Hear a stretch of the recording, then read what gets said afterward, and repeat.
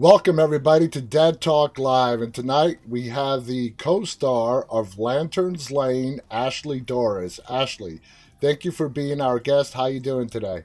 Good, good. Thank you so much for having me. I'm so excited. It's fun. I mean, Lanterns Lane is really a fun movie to watch. And most of all, it looks like you guys had an absolute blast shooting it. What was the experience like? Well, Lanterns Lane was shot in Sonora, California, which is Northern California. And it was so much fun, but it was so interesting because Sonora doesn't feel like California. It feels like somewhere in the Midwest or somewhere where there would be like a haunting because Yeah. there's like a farm property out there. There's deer.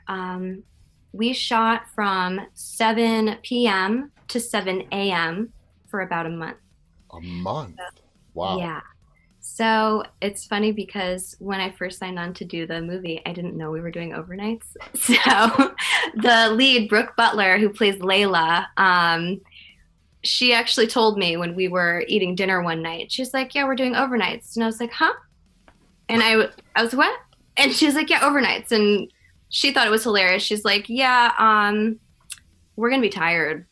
And we were tired for about 2 days, and then your body kind of gets used to it. You get used to seeing the sunrise, and that's just normal. Yeah. So Yeah. we had a ton of fun. We were just tired for a little bit. Now, Justin LaRue wrote and directed this. How did the auditioning go? Did he have to call you back several times before he decided to pick you as his Missy? Well, it was interesting because I think they were initially casting maybe right around the time COVID hit. So if you remember March 2020, everything Lockdown. Yeah. lockdown, everything hit the fan. I think they were initially casting around then, but then they had to stop. So they started up the process. I remember, I think I sent out a self tape, which for people who don't know is when you literally tape yourself, you can use your phone or your camera and you set up your tripod and you have your lights. Like I have my lights right here on Yeah. this side and that side. And I put down one scene, two scenes, maybe three. I don't remember, but I didn't hear anything for like months. So I just forgot because Yeah. as actors, we do so many auditions, we can't really keep up all the time Hmm. because it's just all the time. So I got an email saying, "Hi, Ashley. We would love for you to tape again, but this time for the role as Missy because I initially taped for Layla." Ah. So I think they liked Brooke for Layla, and she was so good as Layla. Like she supported me so much. So I put in the tape, and I did it very quickly because I know that like if they are interested in me, you better move really quick, Yeah. you know. So I put down the tape, and I think the next day or maybe 2 days later, I got the offer. That is so So cool. yeah. Now, entertainment is a hard business. What would you say was your biggest break into acting? There are a lot of actors who, want to break into this industry Mhm. and are struggling to find their way in it. You have a nice resume under your belt. Uh, what would you say your secret is? Oh, I just love that question so much because I could say 1,000 different things. Um, First thing that you guys need to do is to really get in class and stay in class. It's so difficult to put yourself out there in front of strangers because when you're in a class, you'll probably be in there with 12 people who you've never met before. Hmm. And when you're doing this and learning this craft as an adult, as opposed to when you're a teenager or a kid, it's very different because we as adults have had the door shut in our face in so many different ways, whether that's relationships or family or just life sucks sometimes Hmm. and we have to keep going. We put on this mask every day. Little by little, it's like we're building up a wall and we don't want to express ourselves because it's seen as embarrassing to put yourself out there. Yeah. So for people who are adults, anywhere in your mid 20s or I think I started taking class seriously when I was like 26. Oh. So yeah, just get in class and stay in class and do as much work as you can on lowering the wall. And I Yeah. know it's so hard because I'm a natural introvert, and I always have been since like elementary school. I was, in dance, ballet, and like not talking to anyone because I was so shy. But when you're doing this classwork in acting, they're really giving you a tool for life. It's not really just acting. Yeah. So definitely, and also take your ego out of it, because since it is so embarrassing, half the time you're like going to be humiliated. It's going to feel that way, but it's not really. It doesn't mean that you're doing a bad job. It just means that you're learning, and you have to understand that when you're learning, you've got to take a back seat to the work. You know? I totally understand what you're saying. I mean, I have people I went to high school with, my own family, my own brother. When I started doing this, he's like, "Damn, where'd you learn how to talk?" Because Yeah. I was shy. I was always the quiet one. I always kept to myself. And when you're forced to step out of that comfort zone, you really learn a lot about yourself. You brought up an interesting topic in regards to starting out as a child actor or a teenager. As brutal as this business is, what are your feelings with teen actors that get into acting and they get on a hit show, they grow up, and then they sort of have the rug pulled out from underneath them and they're struggling to find work? Because that's what this industry is. I mean, just because you were a hit in your early mid teens does not mean you're going to have success for life. What are your thoughts on that? Well, I mean, my thoughts on that kind of thing, it must be so difficult because your whole self-worth has been crafted around you doing this thing and Yeah. putting this thing out there. And I've heard so many stories where kids are supporting their parents, Mm-hmm. which is so wild to think about, the pressure that they must be put under, to really have to bring in money for your family. That's a lot. Yeah, and then you also Um, have the kids that, they don't need to bring in money for their parents, but they want to pay back their parents by like buying their mom or dad a house and whatnot. Really sincere, good, honest intentions. yeah, I mean, definitely save money for yourself. Make sure that you're going to be okay because yeah, it's weird, this industry. I think as people age and maybe they're appropriate for different roles and they're not used to that, Mm-hmm. because aging isn't a bad thing. No. Like Hollywood makes it seem like, oh, well, you're this age, well, the door's closed. No, another door opens, but are you ready? Are you ready to be the young mom now, or are you ready to be the Yep. grandma or whatever? um yeah, that's tough. I would just say it's important for everyone, not only child actors, to be creative in multiple ways. Be able So to adjust as life adjust. progresses. Yeah. Yeah, and like maybe it's not only acting that's could be important to your life. Maybe get into writing, Mm. maybe directing. I have so many friends who are directing now and like producing, and I'm like, wow, they would have never done that if they weren't an actor first. So Absolutely, absolutely. So let's yeah. get back to Lanterns Lane. When you got the script, okay, and I was even surprised watching the film at how Layla's friends, when they take her out to Lanterns Lane, uh, we can call it cruel. The level of Annoying. playing around. I don't want to give away too many spoilers, but what were your initial feelings when you read the amount of pranks that were going to be played on Layla? Um, so when I first read the script, I remember thinking that all of these beats make sense, and I was really impressed, because at the time I was kind of getting into writing and I was reading books about writing, and I was really impressed. Actually, Justin LaRoe wrote this. He Mm-hmm. wrote the script.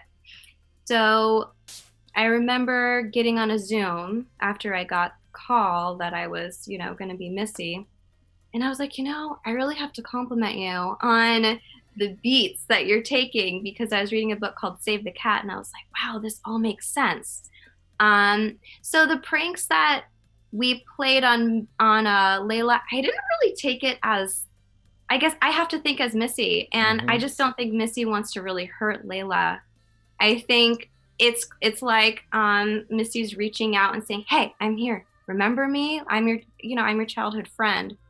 The, Because in the Zoom with Justin, he was like, "Have you ever had a friend who you lost contact with? Do you remember how painful that was?" And I hmm. do. And Yeah. there's something about being an adult now. I'm not sure I'll ever have that like childhood best friend back, that like buddy that you can call on your landline, back in the day. And Yeah. like you guys are just sitting there in silence because you're such good friends. And like you're probably watching two separate TV shows, but you're just like, Yeah. You're you know, totally connected. And the way you yeah. described how Missy played out the pranks on Layla and her justifications, I saw it as deep down, Missy's hurt Yeah. that Layla left and cut off all contact. And, as opposed to Jason, where she was having that conversation, when he was having that conversation with Layla, where he was telling her, hey, you left. And she's like, well, you left as well. But yeah, but I came back. I kept Mhm. coming back. Layla left and never looked back. And I think that really hurt Missy. Did you go to Justin with a lot of questions in regards to that, as to how your interactions with Brooke, who played Layla, was going to play out in front of the camera? I didn't ask him questions before. What I did do was I talked a lot with Brooke, because we actually drove up together in the same vehicle. It's Nice. like 6 hours to Sonora from Hollywood area. So we talked back and forth, and she was asking me, about my personal backstory, what I came up with for Missy, and she was telling me what she came up with. Honestly, Brooke is such a good actress Hmm. that I just trusted her so completely. I didn't really think about, you know, the specifics of, is this hurting Layla? Are these tricks going to hurt? It was just in the moment back and forth kind of a thing.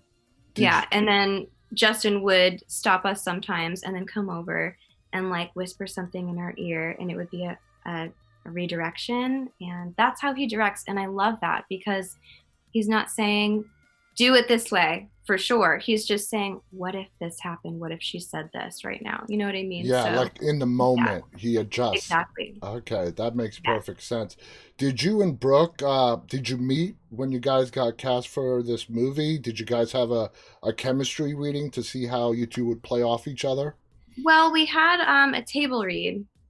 So we both had the role.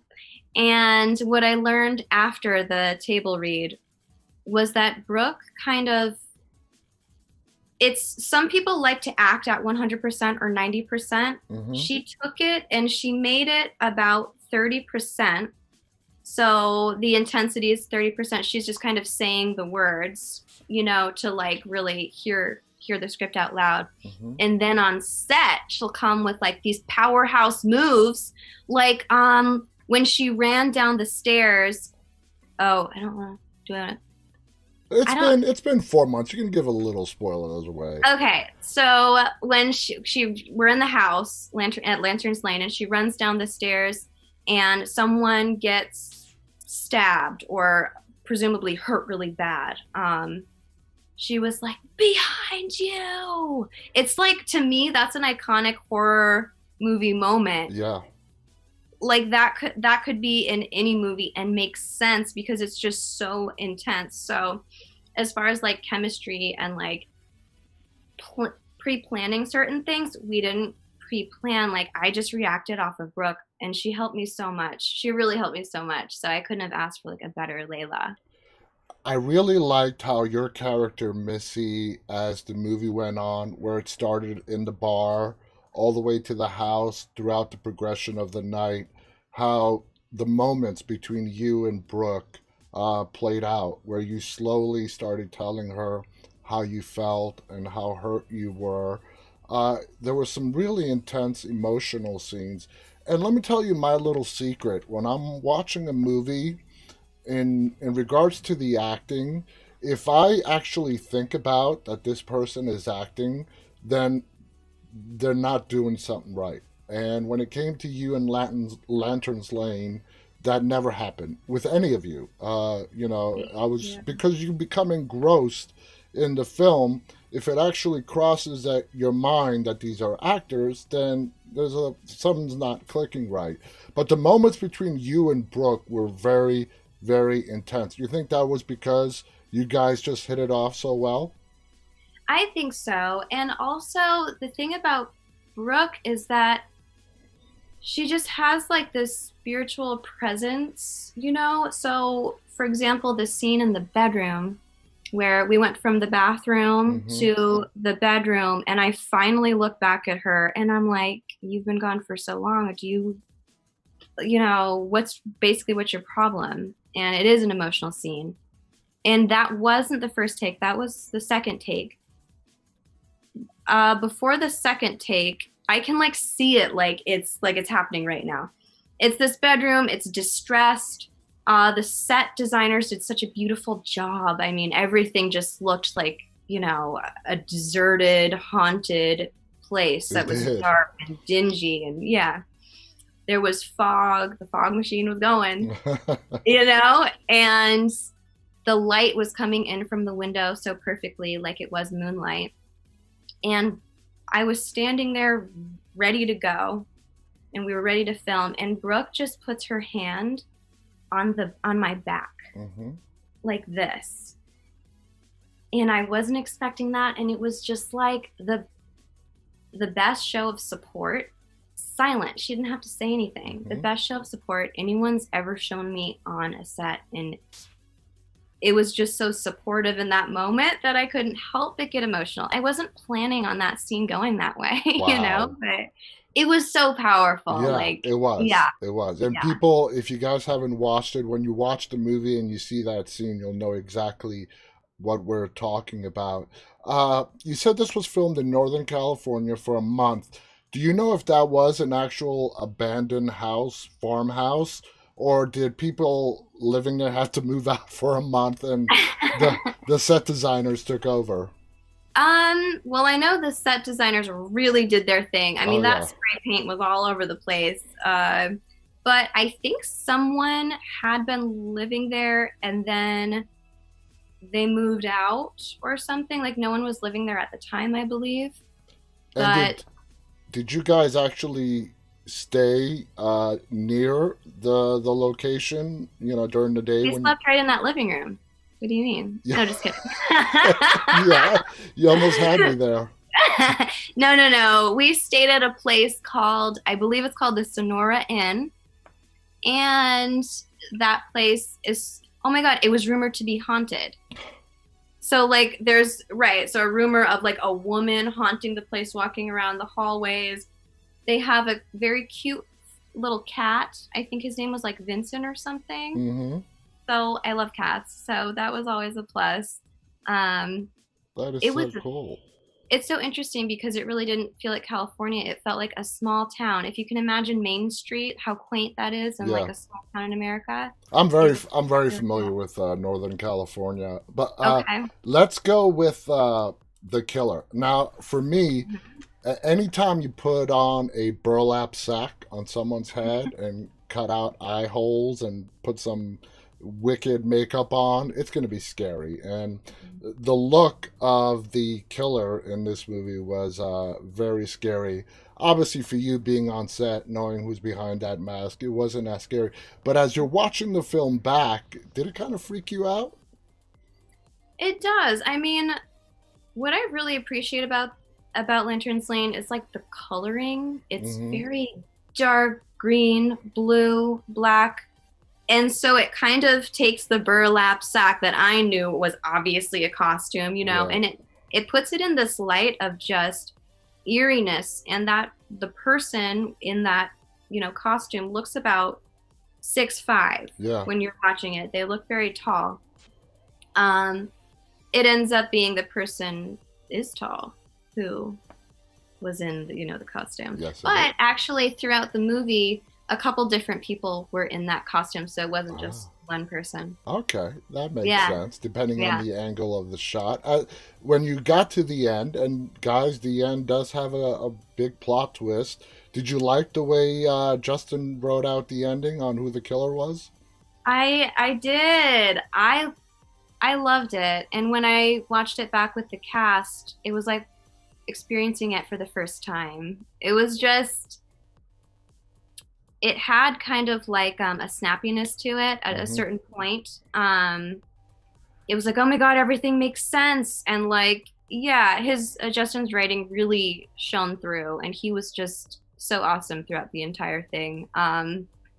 I couldn't help to get excited when Layla says no, and then Yeah, boom. yeah, That yeah, was like to me, and yet another iconic, a horror movie moment when yeah, you know. yeah. And the person, yeah, we're not going to go any further because then we're going to reveal spoilers. Uh, so you have a background also. You're not just an actress. You have modeling, dancing.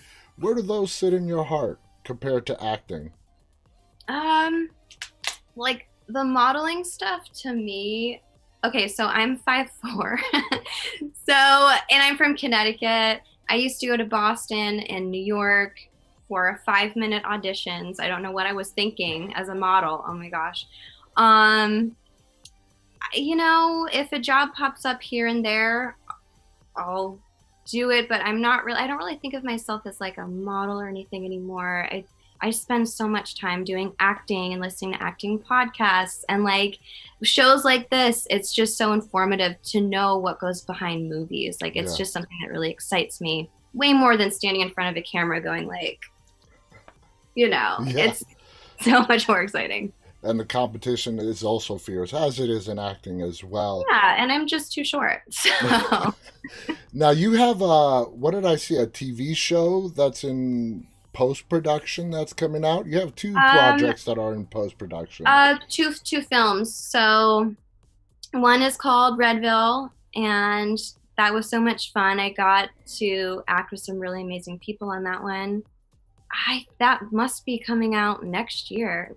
It's weird. All of this like, you know, COVID-19 time feels like on warp speed. Yep. I It's so confusing what time, when I We're shot what. watching stuff now that was filmed in 2019, 2020. I It's mean, crazy. yeah. Yeah, no, it's crazy.